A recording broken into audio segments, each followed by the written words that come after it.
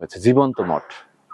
আমার খুব অবাক লাগছে। দাম এক মনে হচ্ছে যে গাছের জীবন্ত মঠ থেকে বের হচ্ছি। এখনো কি সেই 400 বছরের পুরাতন সেই পিপিলিকাদের বংশধর এখানে বসবাস করে?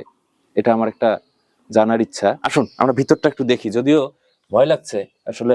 এই যে শিকড় টিকড়, আমার সাথে ভিতরে আসুন, ভিতরটা আমরা একটু দেখাই। আমি একটা গাছের ঘর থেকে বের হচ্ছি। আপনি চিন্তা করতে পারছেন কিনা, গাছ দিয়ে ঘর তৈরি হয়েছে। এক অন্যরকম মানে অনুভূতি। একটা গাছ, একটা বৃক্ষ, একটা অশ্বত্থ বৃক্ষ, আরো অনেক ধরনের বৃক্ষ রয়েছে এখানে, সেগুলো একটা ঘরের রূপ ধারণ করেছে, গাছ দিয়ে ঘর। এটা অবাক ব্যাপার, তাই না? আমি এটা দেখার জন্য এসেছি আজকে, তো ভাবলাম যে আপনাদের সামনেও এটা সম্পূর্ণ আমি দেখাই এটা কিভাবে হয়েছে। গ্রামের নাম পিপিলিকা বন, কি দারুণ। এক সময় এই গ্রামের নাম নাকি ছিল পিপিলিকা বন, পরবর্তীতে ঠাকুরবাড়ি অথবা ধামশ্রেণীতে এর নাম পরিবর্তন হয়েছে। তো আমি এখন আছি কুড়িগ্রাম জেলার উলিপুর উপজেলার সেই ধামশ্রেণীতে। এই যে গাছটা দেখছেন, আমি এটা দেখার জন্যই এসেছি। একটা মঠকে কেন্দ্র করে এই গাছটা, মঠটাকে একদম আষ্টে পৃষ্ঠে জড়িয়ে ধরে এখন গাছটাই একটা মঠে পরিণত হয়েছে, জীবন্ত মঠ। আমার খুব অবাক লাগছে, দারুণ লাগছে। আমি দেখতে এলাম এবং ভাবলাম আপনাদের সাথেও একটু দেখাই। এখানকার স্থানীয় বলাই ঠাকুর, 80 ঊর্ধ্ব প্রবীণ, তার মতে তিনি বলছেন যে এই স্থাপনাটির বয়স কমপক্ষে 400 বছর। তো আমি জানি না এর বয়স কি রকম হবে, ইতিহাস কি বলে। আসলে ইতিহাস এইভাবেই রচিত হয় আস্তে আস্তে। তো এই পিপিলিকা বন, আমি এটা দেখে এখানে আবার পিপিলিকাকেও দেখতে পেলাম। এখানে কিছু পিপিলিকায় যে একদম কালো বড় বড় পিঁপড়া দেখা যাচ্ছে। তো আসলে এখনো কি সেই 400 বছরের পুরাতন সেই পিপিলিকাদের বংশধর এখানে বসবাস করে? এটা আমার একটা জানার ইচ্ছা। হয়তো সেই পুরাতন পিপিলিকাদের বংশধর এখনো এই পিপিলিকা বন অর্থাৎ এই ধামশ্রেণীতে তাদের চলাফেরা আছে। তো আমি জানি না এর বয়স আসলে 400 বছর হবে কিনা, তবে 200 বছর তো কম করে হবেই। আমি একটু এর ভিতরে যখন এর ইটগুলো একটু দেখবো তখন হয়তো আরো স্পষ্ট হবে। আমি একটু আপনাদেরকে ঘুরে ঘুরে দেখাই। প্রাচীন এই মঠটাকে জীবন্ত মঠ বলা যায় কেন? কারণ হচ্ছে ইট, চুন সুরকির গাঁথুনি হলেও এখন কিন্তু এই গাঁথুনিটা হয়েছে উদ্ভিদের শিকড় বাকড়, হ্যাঁ, সে একদম আবৃত্ত করে নিয়ে এটাকে একটা জীবন্ত মঠে পরিণত করেছে।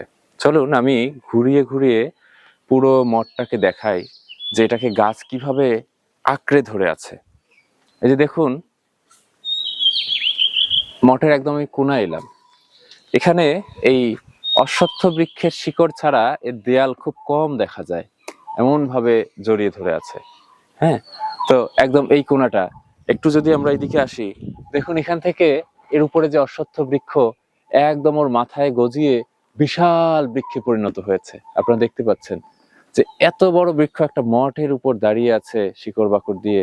এক মানে অন্যরকম দৃশ্য, সাধারণত এখন আর চোখে পড়ে না। হ্যাঁ, দেখুন এই যে মঠের চারদিকে 4টা দরজা আছে, বেশ নকশা করা। এখানে বেশ কিছু মানে একদম নকশা করা কিছু আমরা খুঁটির মতো দেখতে পাচ্ছি। এটাকে আমরা কি বলবো, স্তম্ভ। হ্যাঁ, এই যে এখানেও একটা দেখা যাচ্ছে, এখানেও দেখা যাচ্ছে।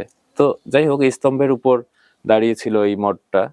তো সেটাকেও জড়িয়ে ধরে একদম শিকড় দিয়ে দেয়ালে পরিণত হয়েছে।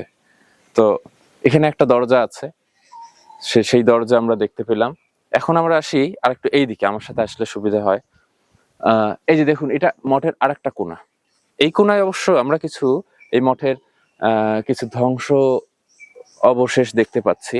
সেখানে দেখুন এই যে ইট ইট দেখা যাচ্ছে কোন রকমে বের হয়ে আছে শিকড় বাকড়ের ফাঁক ফোকর দিয়ে। তো সেখানে ইটের যে থিকনেস এবং চুন সুরকির যে গাঁথুনি কিন্তু আমরা দেখতে পাচ্ছি। হ্যাঁ, তো এই চুন সুরকির গাঁথুনি এবং ইটের যে থিকনেস, এটা দেখে আমার কাছে মনে হয় এটা কমপক্ষে 200 বছরের তো নিচে এর বয়স হবে না। হ্যাঁ, এখানকার স্থানীয় মানুষ যদিও বলছেন যে এটা 400 বছর। আমরা এইদিকে আসি, এইদিকে আসি। এখানে দেখুন, এখানে আরেকটা দরজা। এইদিকে অবশ্য মঠের দেয়ালের কিছুটা অংশ দেখা যাচ্ছে এখানে। এবং দেখুন এই দেয়ালটাকে কেন্দ্র করেও এখানে একটা গাছের একটা অংশ, এটা হয়তো ঝড়ে ভেঙে গেছে অথবা কেটে ফেলা হয়েছে। এই দেখুন, এই যে দেখুন গাছের শিকড়টাই একটা উদ্ভিদের কাণ্ডের মতো হয়ে আছে। হ্যাঁ, একটা বৃক্ষের কাণ্ডের মতো হয়ে আছে। এই যে দেখুন, হ্যাঁ, এটা অবশ্য আর একটা গাছের অংশ, এই যে এখান থেকে দেখা যাচ্ছে। তো সেই গাছের অংশ, সেটাকে আবার মজার বিষয় হচ্ছে জড়িয়ে ধরে আছে হচ্ছে অশ্বত্থ বৃক্ষের শিকড়। দেখুন, মানুষ যেভাবে তার হাত দিয়ে আরেকজনকে জড়িয়ে ধরে, আলিঙ্গন করে, ঠিক সেভাবে এই অশ্বত্থ বৃক্ষ এই শিকড়টাকেও ঠিক ওরকম জড়িয়ে ধরে আছে। হ্যাঁ, আসলে প্রকৃতি খেলাটাই অন্যরকম। হ্যাঁ, প্রকৃতি তার নিজের মতো খেলতে থাকে। হ্যাঁ, আমরা সাধারণত এগুলো এইভাবে বুঝতে পারি না। একটা একটা এই পুরাতন একটা এই স্ট্রাকচারকে কেন্দ্র করে কত উদ্ভিদের সমন্বয় ঘটেছে এখানে। আসুন আমরা এই দিকটা দেখি। এই যে দেখুন, মানে এই দিকটাও, এই যে এখানে একদম মানে দেয়ালটা আবৃত হয়ে আছে, কোনো একটা ইট পর্যন্ত দেখা যাচ্ছে না। হ্যাঁ, তাহলে এটাকে তো আমরা বলতেই পারি যে এটা আসলে গাছ দিয়ে তৈরি হওয়া মঠ, জীবন্ত মঠ। হ্যাঁ, এই দেখুন, আমরা একটু ভিতরটায় যেতে চাই, আসুন। এই যে দেয়ালের যে থিকনেস, মানে দেয়ালটা যে পরিমাণ চওড়া, হ্যাঁ, এটা বিশাল। আগের কাজে যে দেখুন ছোট্ট ছোট্ট পাতলা ইট, হ্যাঁ, চুন সুরকির কাজ এখনো ধরে আছে। আসুন আমরা ভিতরটা একটু দেখি, যদিও ভয় লাগছে আসলে। এই যে শিকড় টিকড়, আমার সাথে ভিতরে আসুন, ভিতরটা আমরা একটু দেখাই। আরে বাপরে, এ তো ভয়াবহ অবস্থা, যে কোনো সময় মাথায় ভেঙে পড়তে পারে। হ্যাঁ, এটা তো মাথায় ভেঙে পড়ার উপক্রম। জুম আউট করে নেন। হ্যাঁ, এটা তো যে কোনো সময় মাথায় ভেঙে পড়তে পারে। এর তো ভয়াবহ অবস্থা। যে শিকড় টিকড় বের হয়েছে, এই যে দেখুন, এই যে শিকড় এদিক দিয়ে ঢুকে গেছে ঘরের ভিতর। হ্যাঁ, এই যে শিকড় নেমে গেছে একদম। এই যে এখানে একটা শিকড় এই দিক থেকে একদম ঝুলন্ত ব্রিজের মতো ওই দিকে চলে গেছে। আর এর মধ্যে ফাটল, এখানে বেশিক্ষণ থাকাটাও নিরাপদ হবে কিনা আমি জানি না। যে কোনো সময় আবার মাথায় ধসে পড়তে পারে, এটা একটা ভয়ের ব্যাপার। এই যে দেখুন, এই যে এই যে ইটগুলো কোন ধরে টরে আছে, এখানে বেশি হাত দিয়ে নাড়ানোটা ঠিক হবে না। তো এই যে ভিতর দিকটাকেও বিভিন্ন শিকড় জড়িয়ে ধরেছে।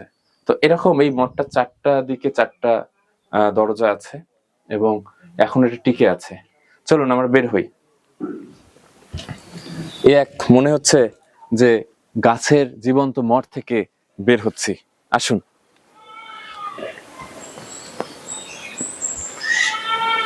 এই হলো একটা পুরাতন মন্দির, পুরাতন মঠ। আসলে বাংলার বিভিন্ন অঞ্চলে এরকম অসংখ্য মঠ বিভিন্ন সময় ইতিহাস ঘাটলে দেখা যায় নির্মাণ হয়েছিল, তৈরি হয়েছিল। তো সেগুলো আসলে রক্ষণাবেক্ষণের অভাবে অনেক মঠই নষ্ট হয়ে গেছে, এখন খুঁজে পাওয়া যায় না। কিছু কিছু অঞ্চলে এরকম মঠ দেখা যায়, সেগুলো এরকম ভাবে বিভিন্ন ভাবে আস্তে আস্তে নষ্ট হয়ে যাচ্ছে, রক্ষণাবেক্ষণের অভাব। তো আমরা দেখানোর চেষ্টা করলাম কুড়িগ্রাম জেলার উলিপুর উপজেলার ধামশ্রেণীতে এই এই মঠটি। এরকম আরো বেশ কিছু মঠ রয়েছে এই অঞ্চলে, তারই একটি আপনাদেরকে দেখালাম। তো পরবর্তীতে নিশ্চয়ই অন্য কোনো বিষয়ে আপনাদের সাথে দেখা হবে। আপনাদের অঞ্চলে এরকম কোনো পুরাতন স্থাপনা মঠ আছে কিনা জানাবেন, বা পুরাতন কোনো বৃক্ষ আছে কিনা, বা এরকম ঐতিহ্য বহন করে এমন কোনো ইন্ডিকেটর আছে কিনা নিশ্চয়ই আমাদের জানাবেন। কেমন লাগলো সেটাও জানাবেন। দেখা হচ্ছে পরবর্তী কোনো ভিডিওতে। ভালো থাকুন সবাই।